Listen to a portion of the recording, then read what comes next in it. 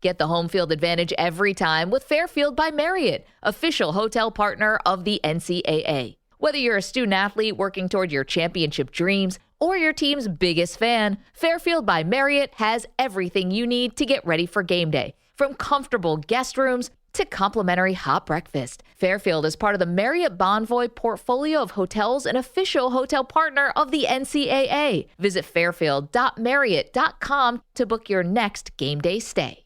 Boss is here! Military parents never miss a beat, and neither does the Johns Hopkins U.S. Family Health Plan. Built for every warrior in your family. With more than 40 years of service to military families, TRICARE Prime benefits plus exclusive extras. Learn more at warriorsathome.com. Welcome into The Verge, a show which covers the Baltimore Orioles minor leagues. The Verge is part of BSL Radio. Baltimore Sports and Life is dedicated to analysis and discussion on the Orioles, Baltimore Ravens, and the University of Maryland. The site has a team of writers providing coverage of those teams and houses live streaming content weekly. Join the conversations at the message board, like BSL on Facebook, and follow BSL on Twitter.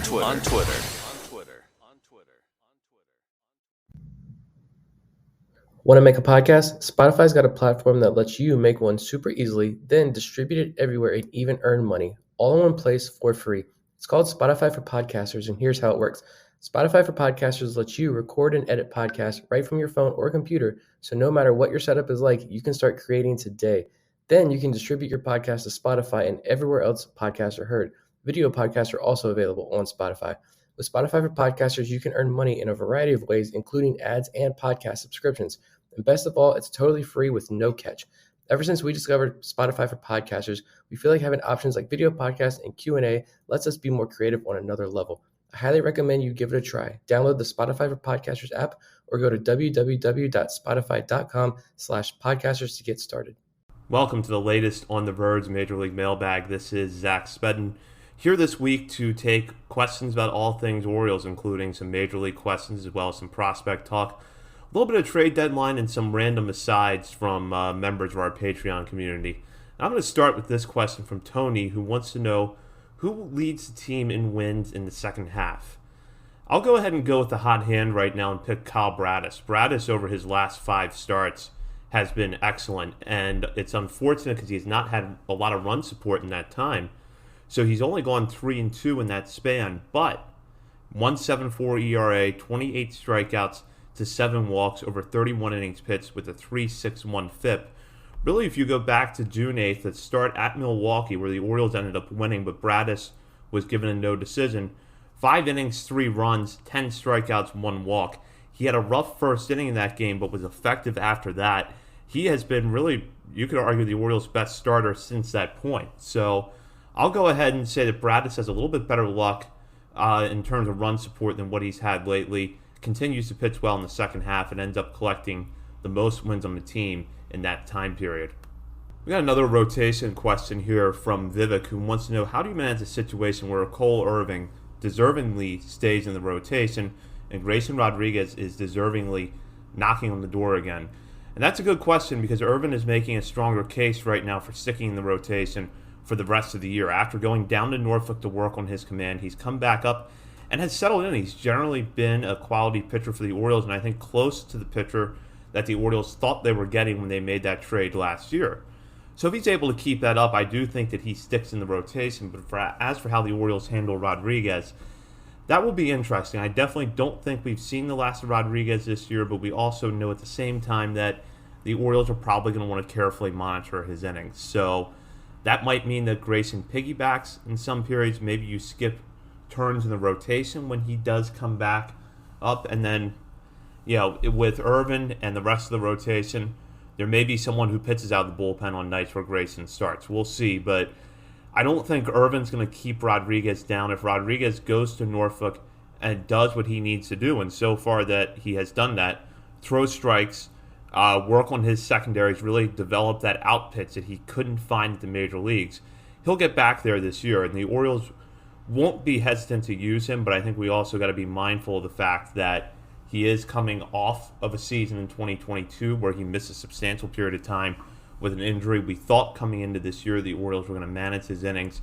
and I still think that's the case. So there's going to be ways that the Orioles can work around that, where they can have Rodriguez up but still let Irvin take the ball every 5 days if he's able to do what he's been doing lately, which is throwing strikes and keeping the Orioles in games. Along those same lines, Brandon Stoneberg wants to know, what is the best case scenario for DL Hall, Drew Rom, and Grayson Rodriguez for the rest of this season?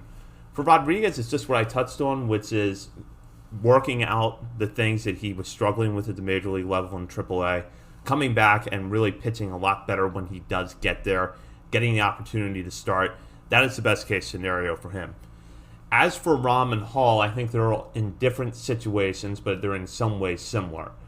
Rom, I think the best case scenario for him is to get some looks in the major leagues late this year and put himself in the conversation for a roster spot in 2024, whether that's in the starting rotation or possibly out of the bullpen as a long man. Rom has had some ups and downs at AAA this year, but still kind of the pitcher we've known all along that he can be, which is a guy that throws strikes, gets a lot of ground balls, and when he's on is going to work efficiently. As for Hall, it's really a question of how he's going to build himself back up and get the velocity up again. I suspect that the best case scenario for him for the rest of this year is that he gets to the major leagues late in the year out of the bullpen. I think that that's probably the best thing for him and probably the best thing for the Orioles, because the Orioles might need the bullpen help. Hall, didn't really get the opportunity to build himself up fully this year because he had the injury that kept him out of spring training for a while. And when he does come back, I don't know that you're going to try to have him work out of the rotation again. So my guess for him is the best case scenario is we see him out of the bullpen later in this year. And much like Rom, he works his way into the conversation for a roster spot in 2024, whether that's out of the bullpen or in the rotation. I'm starting to become more convinced that it's going to be out of the bullpen, but we also don't know that the Orioles have fully given up on the idea of him being a starter. We got a lot of questions about Ryan Mountcastle this week, so we'll address those now.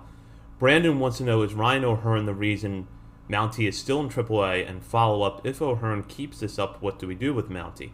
Bob Phelan, my co-host, also asked, what do the Orioles do with Mountcastle following the All-Star break?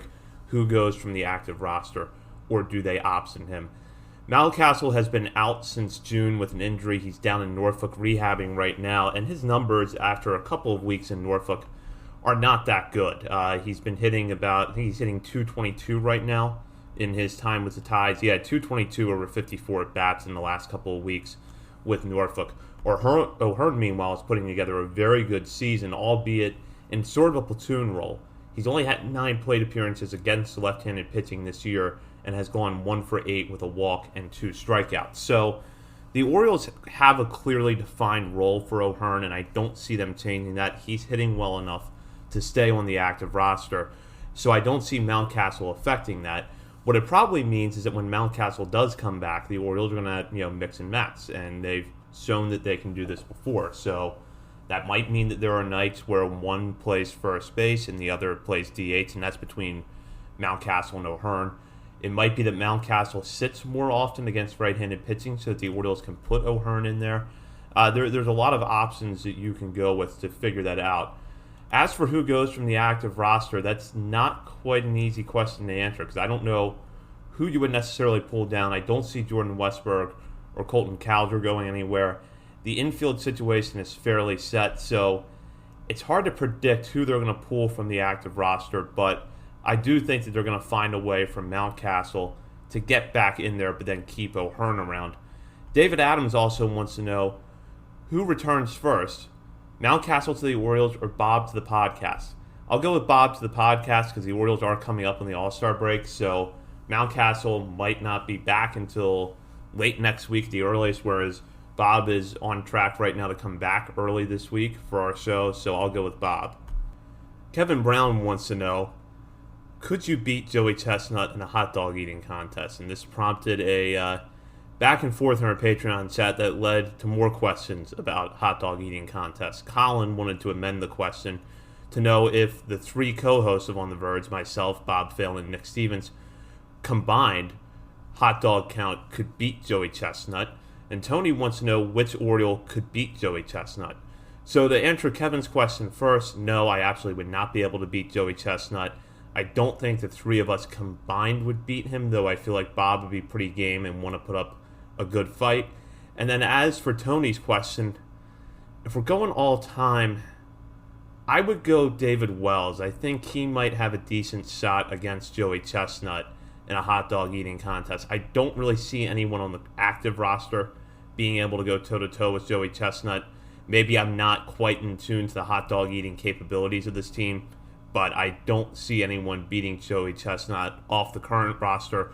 All time, there are a few good options. Someone in the Patreon chat mentioned Sidney Ponson, which is a good choice.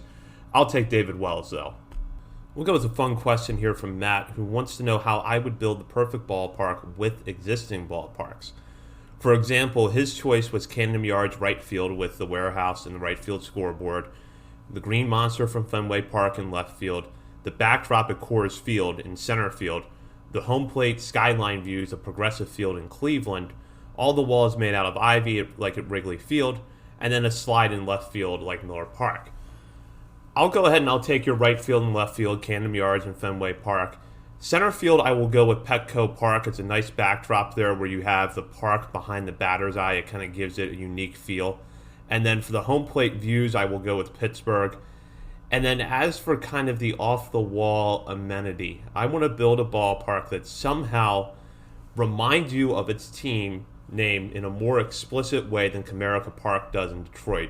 You walk along the outside of Comerica Park, and every 2 feet, there is either a tiger bust on the wall, or there's a couple of tigers, or a tiger around an entrance gate. An actual replica tiger, not a real-life tiger. There's no way I would go there if they had a real-life tiger hanging around. So what I would want to do, and this is a task for someone who's up for it, go around the exterior of Comerica Park, count how many times you see either a tiger at the gate, like a tiger statue, or a tiger bust on the wall, count that up, and then beat it by 10. So if I'm running the Orioles, let's say, and I'm renovating Camden Yards, and I have 200 tigers outside of Comerica Park, I want 220 Orioles outside of Camden Yards by opening day 2024. Somehow make that happen. Maybe you go with the Mercedes-Benz Stadium style sculpture. They have the falcon of an Oriole flying around, and then a bunch of Orioles on the wall, because the Tigers feel like they own this space, with reminding you of their team's name everywhere you walk outside of their ballpark. But I'm just going to go for the task here and one-up them somehow. On to some trade deadline related questions. Tony wants to know, how plausible is it the trade deadline will primarily be trading away to make room for prospects? And if that does happen, how insane will Orioles Twitter/Threads/Blue Sky/whatever go? Orioles social media is going to go insane no matter what happens. It could be that the Orioles go out and they buy. It could be that they take some approach like they did last year where they sell high on a few players that are playing well. It could be some combination of the two. Orioles social media will still go nuts, and the thing they will go nuts about is something that has not happened, but that they're convinced will happen. They're already mad at Mike Elias for it. So you can count on Orioles social media to contribute that. Now, as for how plausible it is that that's the focus of the trade deadline, I still see the Orioles in a more typical buying role. I don't know who they would sell at this point, but is it possible that maybe someone like Ramon Arias goes so they can make room for Joey Ortiz, or not have to shuffle as many players in and out and get more at-bats guaranteed for guys like Jordan Westbrook?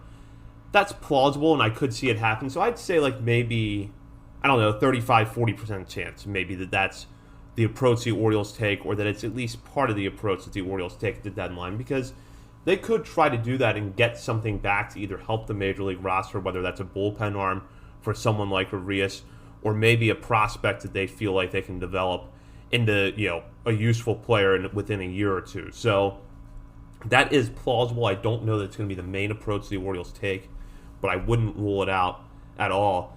And Justin Bach wants to know, which prospects does Waldemore, meaning the left field wall at Camden Yards, most impact the likelihood that they could be traded?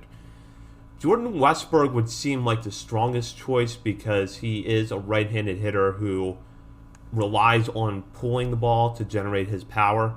So seemingly his home run count would be affected the most by the left field wall. But so far he's up in the big leagues playing pretty well, and he's flashing good glove work at second base when he's getting the opportunity. So The Orioles, I think, at this point would have to feel like they were getting something really strong back to move Westburg. It would have to be a top-of-the-arm rotation. It would have to be in a move for a guy like Dylan Cease or somebody like that for Westburg to go. So then after that, it could be Connor Norby or Joey Ortiz. I know that Norby and Ortiz both have a little bit better power the other way, or statistically they've been better in that area than Westburg has over the course of his career. But it would probably be one of those guys, not just because they are right-handed hitters, but because they're in an area where the Orioles clearly have depth. You could look at some other right-handed bats in the system. I don't think we know quite yet how it's going to affect Jud Fabian, but based on the home runs he's hit this year, he's not hit a lot of wall scrapers, so maybe it won't affect him that much. And Kobe Mayo is absolutely not going to be affected by it. That's what a right-handed hitter that I can say with absolute confidence still projects as a 30-plus, 35 home run bat in a good season. And the Camden Yards is not going to affect him at all because his power is just off the charts. Matt S. wants to know if there's any chance that the Orioles could cut Adam Frazier to make room for Joey Ortiz. Matt also points out that at this point in the year, the Orioles will only be eating half of Frazier's $8 million salary, and that even if Joey Ortiz doesn't have immediate power potential in the bigs, as Adam Frazier has, it could be a net gain given that Ortiz is such a good defender. And that is plausible that Ortiz could come up and add value with the glove, even if the bat doesn't quite pick up right away. I still think the Orioles are going to hold on to Frazier. I think that he's doing, for the most part, what they expected him to do. And I know that the base numbers the raw stats aren't that great with Frazier, but he is hitting for power, playing okay defense, moving around a little bit. He's still a good guy to have in there against right-handed pitching sometimes. So they'll probably hold on to Frazier for the rest of the year, let him walk in free agency after the season, then that could open a spot up for one of the prospects. And they have kind of reduced his playing time a little bit. So I think, if anything, you probably see less of Frazier over the course of the season, but I don't see him going anywhere. Brandon Stoneberg is looking way into the future with this question. Is Colton Cowser a first-ballot Hall of Famer, or do the writers screw him and it takes 2 or 3 ballots for him to get in? I would suspect that if Cowser has a Hall of Fame case down the line a couple of decades from now, that it will be largely driven by advanced stats, whatever those look like at this point in time, and there will be a lot of back and forth among the writers about whether or not those stats hold up, and if he's a Hall of Famer. And then there will probably, of course, be some complaining that the Orioles were cheap because they went under slot when they took him, and that he came from a small school, so you have the small school bias factoring in. But after all of that, Cowser will eventually clear it and get in on his second or third ballot. In all seriousness, big congratulations to Cowser for making the major leagues and doing it, I think, in a way that was not obvious. I said at the beginning of the year that I didn't think we would see Cowser until September, because if the Orioles were contending, their outfield would be a big part of that, and you would have to really wonder, is he an upgrade? Is bringing him up actually making your roster better? And the first part of that equation has largely been true. The Orioles are contending, and I think that their starting 3 of Hayes, Mullins, and Santander have been big parts of that. And then you add in Aaron Hicks, who has been useful since coming over in a part-time role. Ryan O'Hearn even factors into that situation a little bit because he occasionally plays the outfield himself and then can play first base or DH, so you have Santander in right field.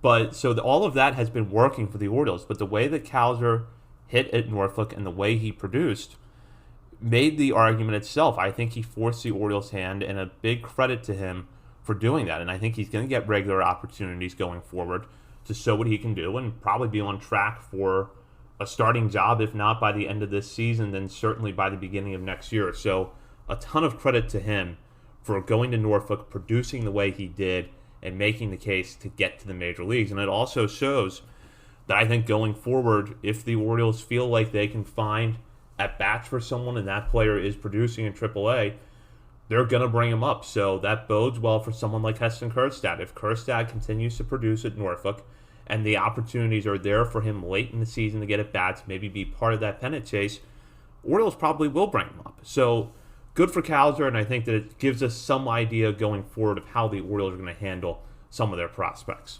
Speaking of Cowser, we have a question here from David Adams.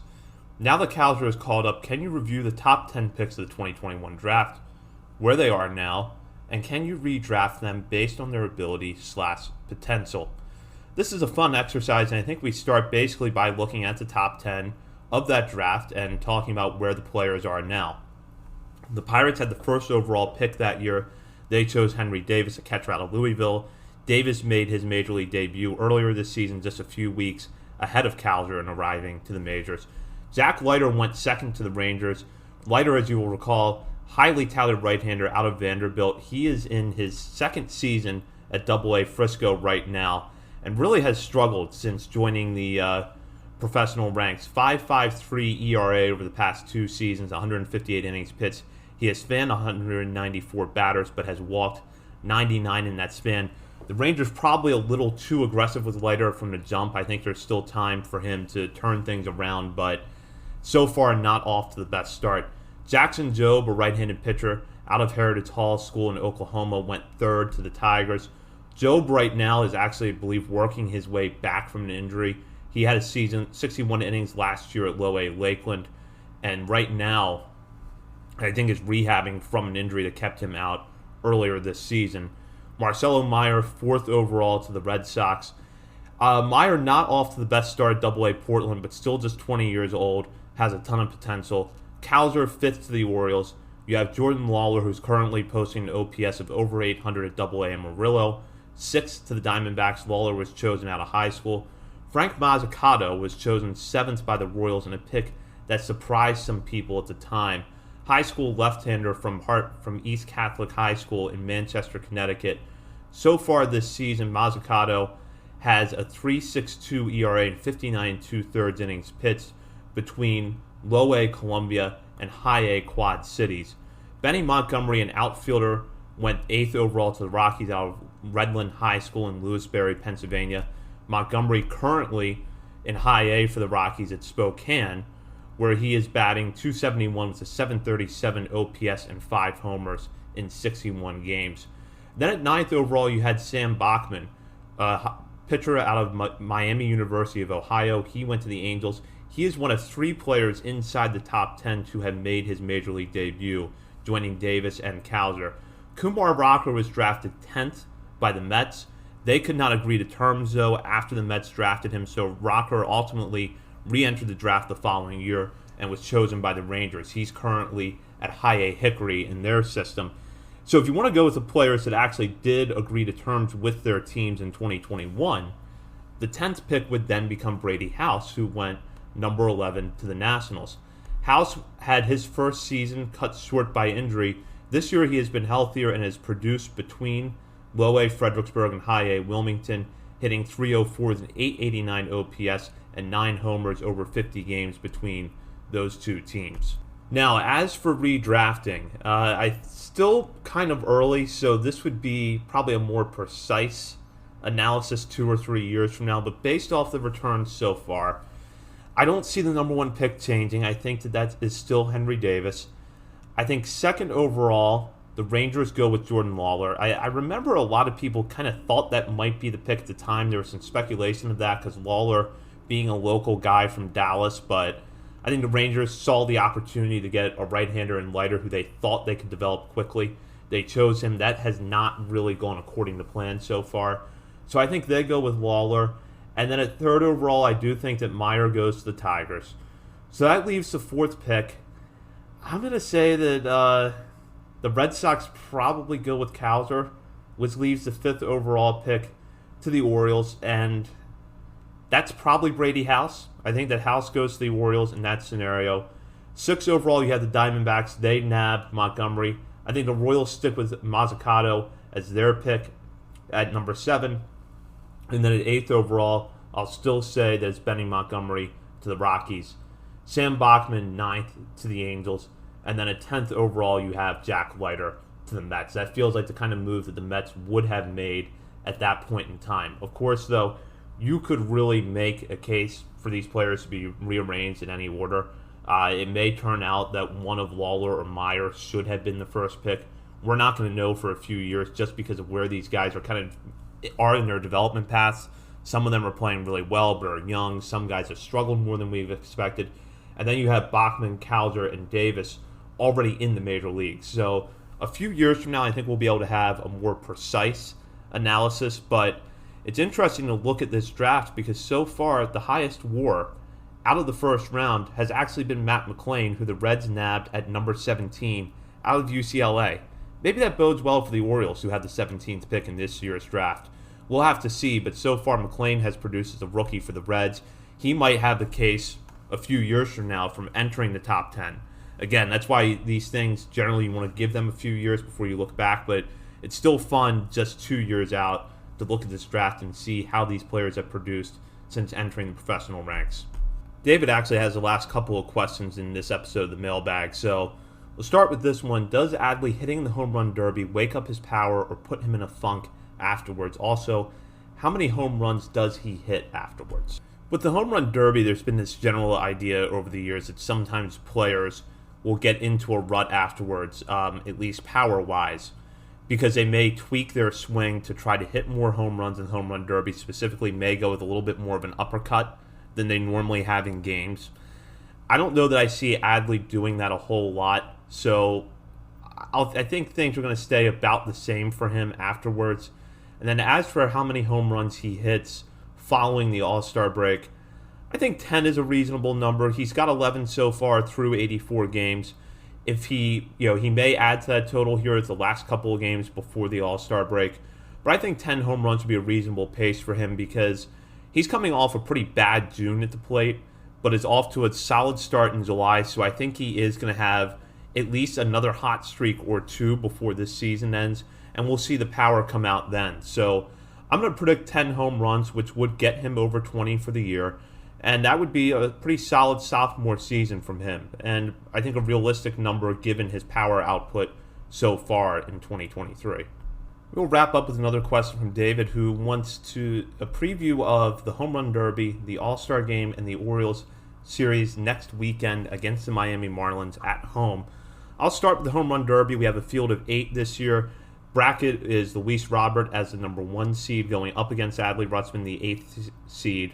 Pete Alonso is the number 2 seed, and he'll match up against the number 7 seed and Julio Rodriguez. Mookie Betts, the number 3 seed, goes against the 6th seed, Vladimir Guerrero Jr. Number 4, Adolis Garcia goes against the 5th seed, Randy Arozarena. The best matchup in that group is Alonso, a multi-time champion, versus Rodriguez, who's going to put on a good show at T-Mobile Park, his home ballpark in Seattle. That's going to be exciting to watch. And then I could see Arozarena. I feel like if there's a sleeper who's going to go in and put up a bigger night than anybody's expecting, I would predict Arozarena. I don't really have any underlying theories for that. It's just a hunch right now.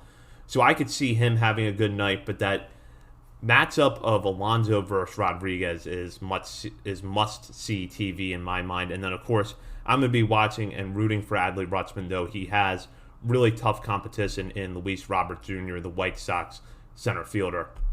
As for the All-Star Game, we do not have the probable starters, at least as of Saturday morning when I'm recording this, but we do know that Austin Hayes is now going to be an All-Star starter. It was announced on Friday that he and Adolis Garcia were going to be joining the American League starting lineup to take the places of Aaron Judge and Mike Trout, who were named All-Stars but will not play in the game because of injuries. Really happy for Hayes and happy for all of the Orioles who are making it this year. He's joined by Adley Rutschman, Yenier Cano, and Felix Bautista. One thing I think that we can agree on is that the optimal outcome, if you are an Orioles fan, is an American League victory closed out by Felix Bautista with Adley Rutschman behind the plate. I think that would be a phenomenal showcase for them and for everything that is going well for the Orioles right now. I also really want to see Yenier Cano get into this game and do the strikeout stare. I just want some poor, unsuspecting National League hitter to get that stare down from Cano after he gets them to chase a 95-mile-an-hour sinker out of the strike zone. As for the upcoming series against the Marlins, which will take place next weekend, we don't have the probable starters yet, but one thing we do know is that the Orioles will not be seeing Yuri Perez after the Marlins optioned him to Double-A Pensacola.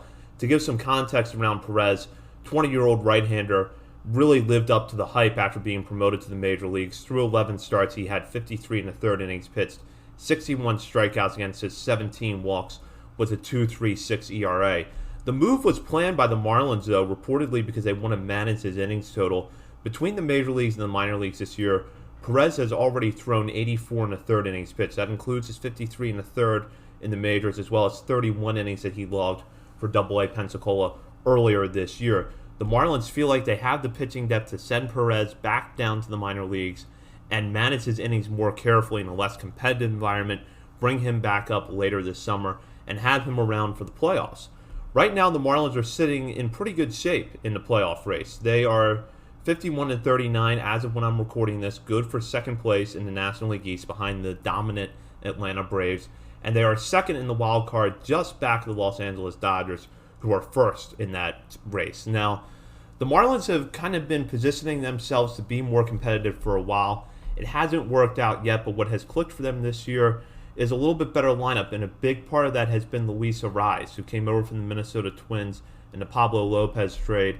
After winning the American League batting title last year with a .316 clip, Arraez is well on his way to winning his second straight batting title, albeit in a different league. And I think if you're an Orioles fan, a big incentive to go out to the Marlins series next weekend is to see a guy who has a legitimate pace for a 400 batting average, possibly. Maybe he's the first person since Ted Williams in 1941 to do so, currently hitting .386.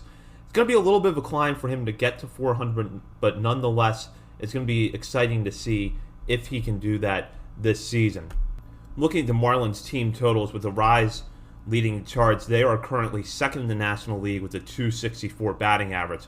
Across the board, though, kind of an interesting story with the Marlins, where they're second in batting average. They're just below the league average in on-base percentage at .323. Currently, the average in the National League is .324.